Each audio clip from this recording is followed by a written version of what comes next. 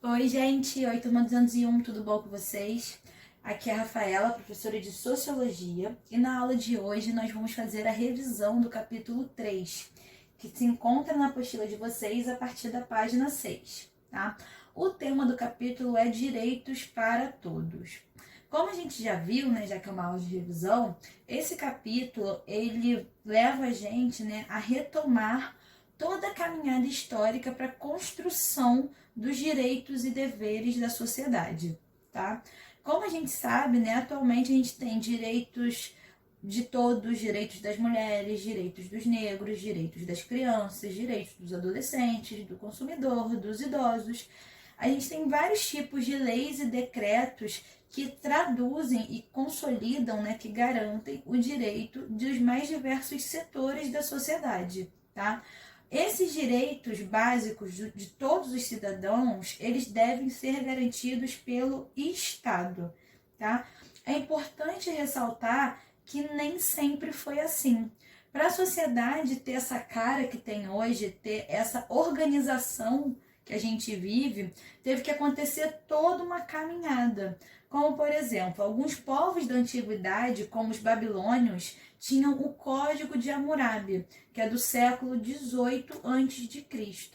E os gregos de Atenas, eles tinham as leis de Clístenes, certo? Que já é do século 6 a.C. As leis babilônicas, elas reforçavam o poder do Estado, já as leis atenienses definiam as instituições da democracia. Nenhuma delas tratava dos direitos humanos. Os direitos humanos, gente, ele tem uma história muito mais recente. A gente está falando aqui de antes de Cristo. Só para vocês terem uma ideia, somente a partir do século XIII, na Inglaterra, que foram criadas as primeiras cartas, os primeiros estatutos, os primeiros documentos garantindo alguns direitos. A gente pode destacar a Magna Carta, que protegia apenas os homens livres, e a Petition of Rights, de 1628, que requeria o reconhecimento de direitos e liberdades para os súditos do rei. Percebam, gente, que nesse momento a gente fala de parcelas muito restritas da sociedade. Magna Carta, homens livres. Petition of Rights, direitos e liberdades para súditos dos reis. Mais do que isso, além de pequenas parcelas da sociedade, a gente está falando de parcelas de privilégios, tá? A mais importante das cartas de direitos foi a Bill of Rights, de 1689. Esse documento, gente, submetia a monarquia à soberania popular, transformando-a numa monarquia institucional. A gente ainda vai ter a Act of Settlement de 1707 e a gente também vai ter a Corpus Amendment Act, que anulava as prisões arbitrárias, tá? Vocês já devem ter ouvido falar do habeas corpus, né? Que é aquele documento que normalmente libera os presos. Então, todos esses documentos, eles eram dirigidos apenas às pessoas nascidas na Inglaterra ou que lá viviam. Ou seja, desde a Magna Carta até esse habeas corpus, a gente está falando só restrito à Inglaterra. No século XVIII, as colônias inglesas da América do Norte se tornam independentes e foram criando os seus próprios documentos esses importantíssimos, como, por exemplo, a Declaração de Direitos da Virgínia, de 1776, e a Constituição de 1787. Ainda em 1787, foram ratificadas as 10 primeiras emendas à Constituição estadunidense e essas emendas elas determinavam claramente os limites do Estado, definindo como a liberdade deveria ser estendida aos cidadãos. Tá? As emendas elas garantiam liberdade de culto, de palavra, de imprensa, de reuniões pacíficas, entretanto promoviam a distinção entre os seres humanos, já que não aboliram a escravidão. Então, gente, o que eu quero mostrar com toda essa retomada histórica da construção dos direitos e deveres? É muito importante a gente perceber que no início, né, foi dado direitos a uma pequena parcela da população, parcela desses dos privilegiados, e que foi uma luta, uma caminhada histórica muito grande para se estender à população de uma maneira geral, apesar de que a gente sabe, né, que a gente vai conversar um pouquinho mais lá na frente, para não dar spoiler, a gente vai pensar se todos realmente nascem livres e iguais e gozam dos mesmos direitos e deveres, tá?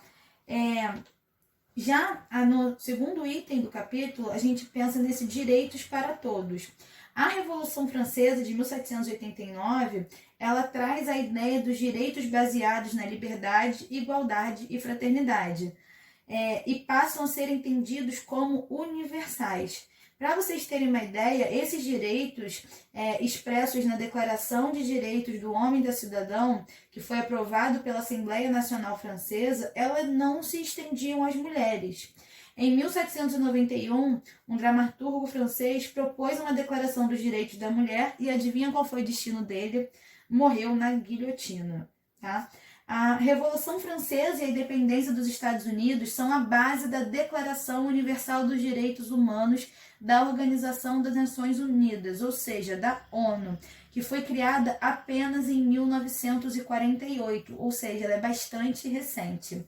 Na Declaração da Universal dos Direitos Humanos, que vai ser estendida a liberdade e a igualdade de direito até nos campos econômico, social e cultural a todos os seres humanos, sem nenhum tipo de distinção. A gente fala, gente, que essa Declaração Universal dos Direitos Humanos ela tem uma concepção universalista, ou seja, os direitos humanos eles vão estar acima de qualquer poder existente, seja dos estados, seja das pessoas do poder, seja dos governantes. Na teoria, caso haja alguma violação desses direitos humanos, os responsáveis devem ser julgados pelo Tribunal de Haia, que localiza-se na Holanda, e devem ser devidamente punidos, tá? Aí, como eu já falei, a gente pensa, todos nascem livres e iguais? Essa é uma indagação importante, uma questão importante para a gente pensar. Muitos teóricos, eles defendem a ideia de que os seres humanos devem nascer livres e iguais com seus direitos garantidos. A gente vai ter o Thomas Hobbes dizendo que os seres humanos são naturalmente iguais por terem excessiva liberdade, lutam uns com os outros na defesa dos seus interesses individuais. Já o pensador inglês John Locke, ele vai dizer que os homens livres e iguais podem fazer um pacto com o objetivo de estabelecer uma sociedade política. O pensador francês Jean-Jacques Rousseau, ele diz que a igualdade só tem sentido se for baseada na liberdade e, segundo ele, a igualdade só pode ser jurídica se a lei e o parâmetro da igualdade. Todos devem ser iguais perante a lei, tá? No final do século XVIII, no século XIX, a sociedade europeia ela estruturava-se desigualmente e a diferença entre as classes já eram evidentes. Ao propor uma igualdade, uma igualdade de todos esses cidadãos perante a lei, criava-se um direito igual para desiguais. Ou seja, as pessoas não eram iguais porque nasciam livres, mas porque tinham direitos iguais perante a lei, feitas por quem dominava a sociedade. Isso é importantíssimo da gente entender, gente. Por quê? As leis são criadas exatamente por esses setores que estão numa situação de privilégio. Então, é uma lei que, teoricamente, é para todos, mas que é criada por pessoas que dominam a sociedade. Então, as pessoas não eram iguais porque nasciam iguais e livres, mas porque tinham direitos iguais perante a lei, feitas por quem dominava a sociedade. Essa frase é muito importante a gente entender, tá? A igualdade total apregoada por muitos era a mais grave ameaça aos privilégios sociais da burguesia e da aristocracia, que se mantinham no poder. Discutia-se a liberdade e a igualdade, se a liberdade e a igualdade poderiam conviver ou se era uma antítese, ou seja, se uma era oposta à outra, sendo necessário escolher entre elas. Aí, gente, os nossos sociólogos, o Karl Marx, ele vai dizer que a democracia exigiria a igualdade social e que essa igualdade social ela só seria atingida através de uma revolução social que poderia tornar isso realidade. Muitos marxistas da atualidade, aquelas pessoas que seguem os pensamentos de Marx, afirmaram que a democracia burguesa poderia abrir caminho para uma igualdade e espaços de liberdade, além de permitir o trabalhador lutar pelos seus direitos. Já o Émile Durkheim, ele diz que a ideia de cidadania está vinculada a uma coesão social estabelecida com base na solidariedade. E essa solidariedade, ela é gerada pela divisão do trabalho e se expressa no direito civil, tá? Então, gente, vamos clarear, né? Vamos pontuar alguns conceitos importantes.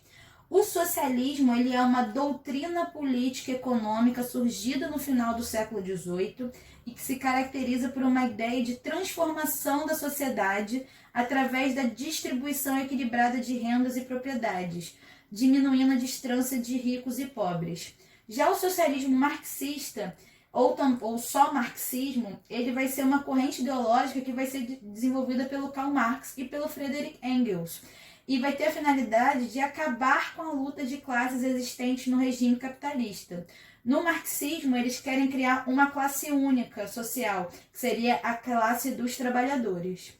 O socialismo utópico, ele é uma corrente de pensamento que tinha como objetivo a criação de uma sociedade ideal. Utopia é sempre um cenário ideal, tá, gente? E esse socialismo utópico, né, essa sociedade ideal, só seria alcançada de maneira pacífica graças à boa vontade da burguesia de abrir mão dos seus privilégios. Já o comunismo é uma doutrina social segundo a qual a gente deve restabelecer o estado social em que todos teriam o mesmo direito a tudo. E para você ter o mesmo direito a tudo, a gente deveria abolir a propriedade privada, tá? E aí, gente, a gente tem essa ideia do sonho e a realidade, e a apostila coloca algumas questões para a gente pensar, depois que a gente viu esses conceitos básicos. Primeira questão, né, que eu vou deixar para vocês refletirem é: existe alguma sociedade capitalista que funcione e se desenvolva movida pela igualdade, liberdade e fraternidade? 2. Qual foi a grande falha da teoria de Marx?